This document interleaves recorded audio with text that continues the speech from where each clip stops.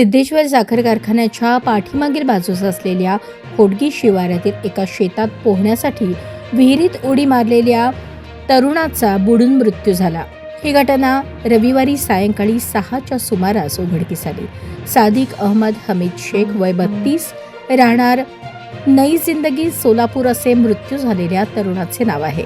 सादिक शेख हा रविवारी दुपारी आपल्या मित्रांसमवेत होडगी शिवारातील मित्र अबूबकर हारून सय्यद यांच्या शेतात हुरडा खाण्यासाठी गेला होता।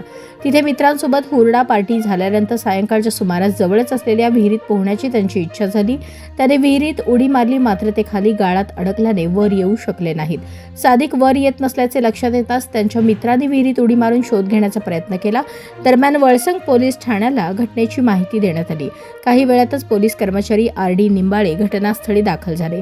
शोध घेतल्यानंतर सादिक शेख यांना पाण्याबाहेर काढण्यात आले। त्यांना तात्काळ उपचारासाठी शासकीय रुग्णालयात नेण्यात आले, मात्र डॉक्टरांनी उपचारापूर्वीच त्यांचा मृत्यू झाल्याचे घोषित केले।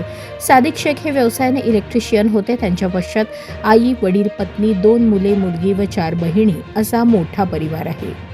हा आपला हक्काचा चॅनल AG न्यूज संपादक अंबादास गज्जर या YouTube चॅनलला लाईक करा, शेअर करा, सबस्क्राईब करा।